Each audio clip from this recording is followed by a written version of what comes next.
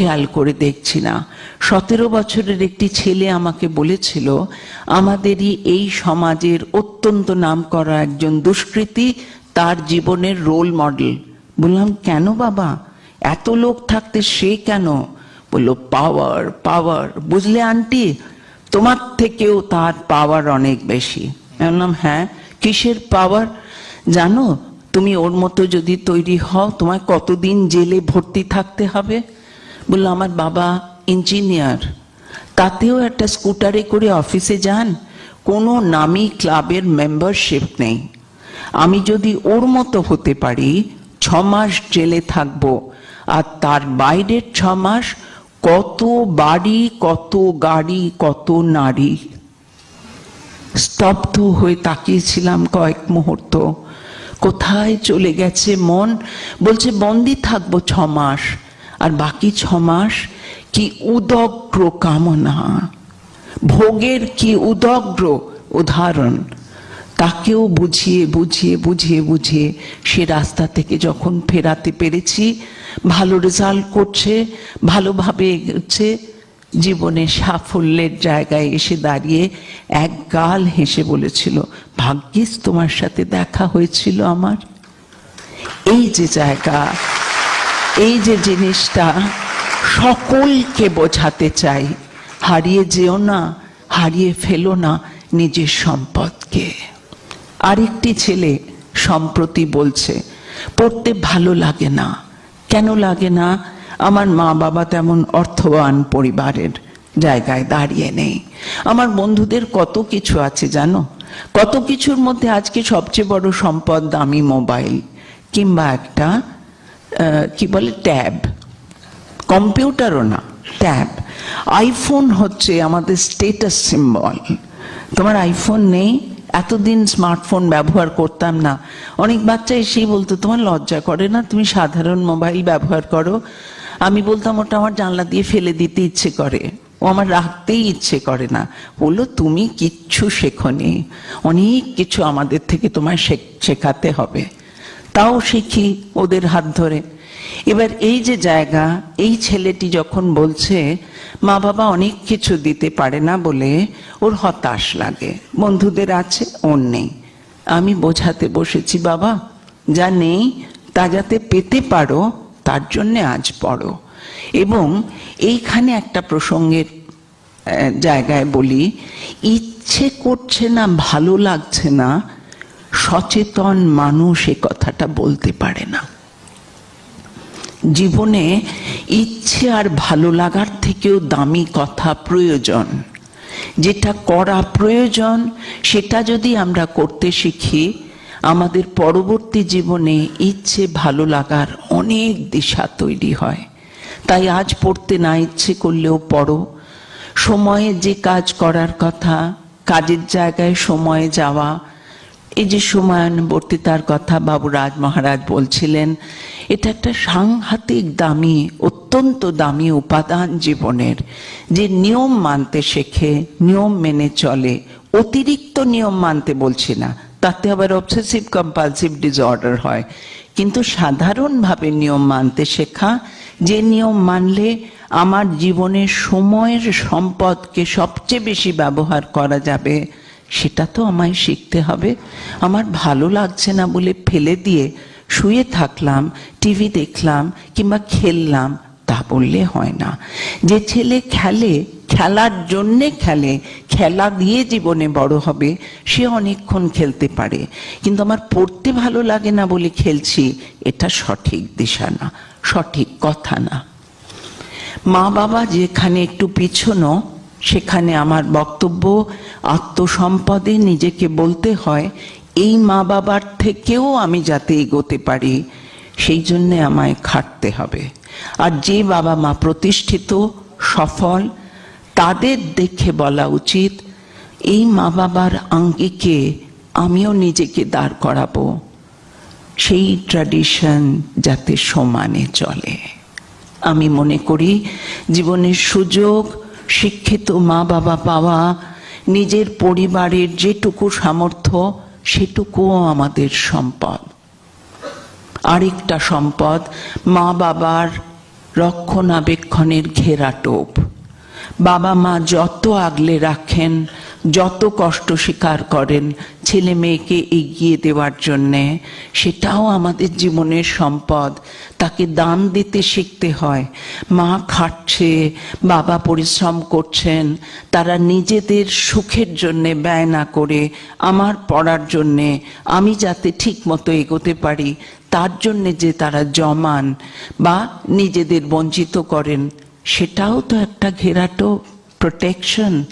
এই প্রোটেকশনে যে আমরা থাকি, এটা যে আমরা পাচ্ছি, এটা আমাদের আলাদা করে চিনতে হবে, সম্মান দিতে শিখতে হবে।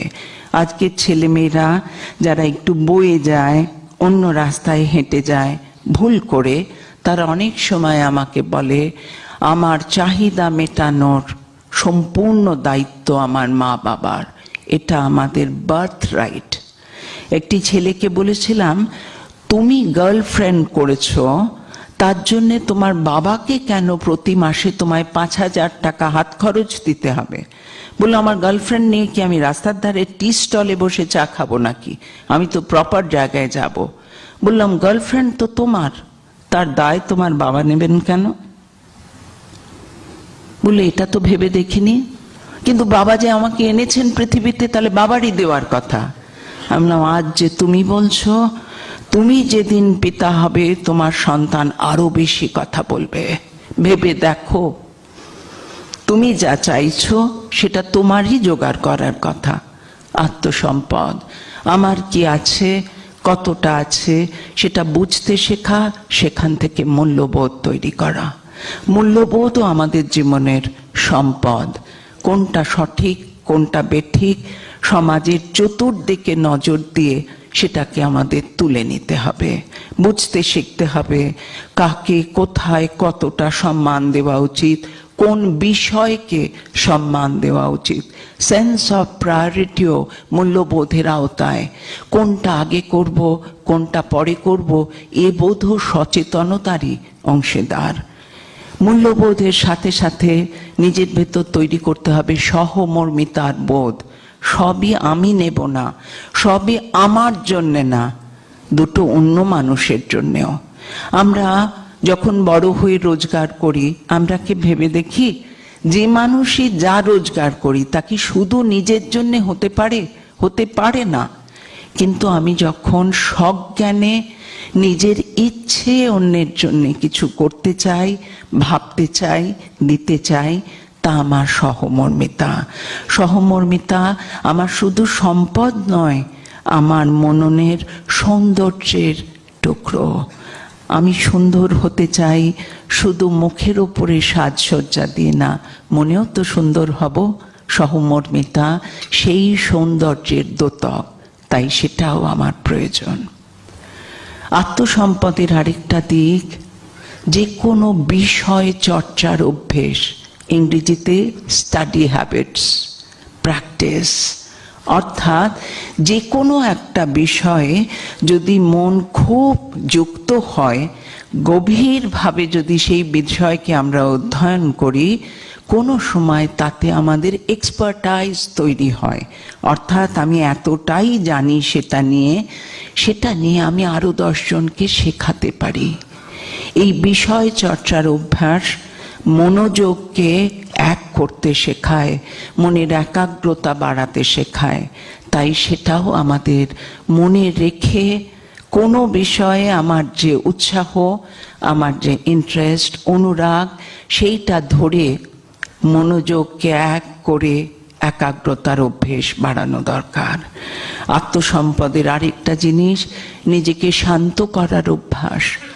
সারাদিনে কোনো সময় 5 থেকে 10 মিনিটও চুপ করে বসা, কোনো কাজ না করা, এও এক যোগ। সৌরশক্তির ছড়ানো যে প্রকাশ, তার সাথে আত্মশক্তিকে মেলানো। আত্মসম্পদের অনেক কিছু হয়তো বলা হলো না আজ, কিন্তু একটা উপাদানের কথা উল্লেখ করব। জন্ম মুহূর্ত থেকে মৃত্যু পর্যন্ত সময়ের যে পরিসীমা সকলের জন্যে, যার যার নিজের মতো করে সেখানে প্রত্যেকটা শ্বাস আমাদের একটা করে পল বা ক্ষণ দিয়ে সময়কে চিহ্নিত করে। প্রতিটি শ্বাস আমাদের জীবনের ওই পরিসীমার যে ব্যাপ্তি, তার একটা একটা করে ক্ষয় হওয়া, জীবনের নিজস্ব নিয়মে একটা করে মুহূর্ত পেরিয়ে যাওয়া, এগিয়ে যাওয়া। কোথায়? জীবনের শেষ পরিসীমার বৃত্তে, অর্থাৎ মৃত্যুর ইশারায়। সেই জন্যে শ্বাসকে সঠিকভাবে ব্যবহার করার অভ্যাস। আমি যা ইচ্ছে তাই খেলাম, রোল খাচ্ছি, বিরিয়ানি খাচ্ছি, ভাজা জিনিস খাচ্ছি, অনেক মিষ্টি খাচ্ছি, আমার শরীরের ক্ষতি হচ্ছে, মনে উত্তেজনা বাড়ছে, চাঞ্চল্য বাড়ছে, শ্বাসের ক্ষয় হচ্ছে, অসুখ আসছে, আমরা খেয়াল করছি না। আত্মসংযম, নিয়মানুবর্তিতা, নিজেকে সংযত রেখে কোনো একটা নির্দিষ্ট ইতি সুরে, ইতি ট্র্যাকেতে এগিয়ে নিয়ে যাওয়ার যে অভ্যাস, সেটা মানব জীবনের একটা বিরাট উপাদান। অনেকগুলো উপাদানের কথা, অনেকগুলো সম্পদের কথা টুকরো টুকরো করে বললাম। আমার সময়ের পরিসীমায় শেষের দিকে এসেছি। আমি বলবো, সম্পদ মানুষের প্রতিষ্ঠা, সম্পদ সাফল্যের ইতিকথা, সম্পদ মানুষের যশ। যশস্বী মানুষ জ্ঞানার্জনের মাধ্যমে যশকে আহরণ করে। যশস্বী মানুষ এক জ্ঞানের থেকে আরেক জ্ঞানের দিকে নিজেকে প্রবৃত্ত করতে পারেন। তাই জ্ঞান আহরণ জীবনের লক্ষ্য। জ্ঞান আহরণের জন্যে আত্মসম্পদের সচেতনতাও আমাদের প্রয়োজনীয় বিষয়। স্বামীজি বলেছেন, জ্ঞান কোথাও বাইরে থাকে না, জ্ঞান লুকোনো থাকে মনের মণিকোঠায়। মনের মণিকোঠার থেকে আবরণ মুক্ত করে জ্ঞানকে সচেতনতায় বাইরে আনতে পারলে সে জ্ঞান প্রকাশিত হয়, বিকশিত হয়।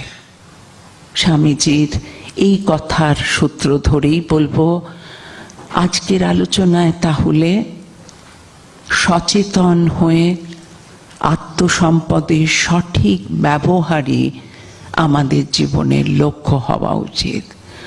মানুষের জ্ঞান অন্য জীবের থেকে আলাদা।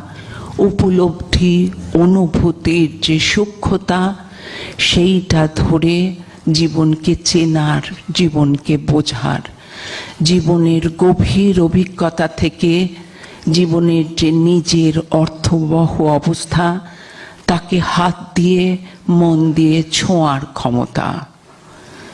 যে মানুষ জীবনের সঠিক অর্থকে বুঝতে পারে, তার চেতনায় পান্নার গভীর সবুজ রং সমস্ত জায়গায় ছড়িয়ে পড়ে। তাই উপলব্ধির, অনুভূতির সূক্ষ্মতায় আমাদের পৌঁছানো দরকার। পৌঁছতে গেলে নিজের দিকে তাকানো দরকার। নিজের জীবনের পরিকাঠামোয় কোনগুলো আমার জন্যে আমার মতো করে সম্পদ, তাকে চিনে জীবনকে গুছানো, জীবনকে সাজানো। শেষ করার আগে বলবো, স্বামীজি তার ঈশ্বর অভিজ্ঞতায় ঠাকুরের কাছে চেয়েছিলেন, হে ঈশ্বর, আমাকে বিবেক দাও, বৈরাগ্য দাও, ভক্তি দাও। কোনো রকম বাহ্যিক চাহিদা তার মনে ওঠেনি। আমরা স্বামীজির মতো মহান নই, আমরা সাধারণ মানুষ।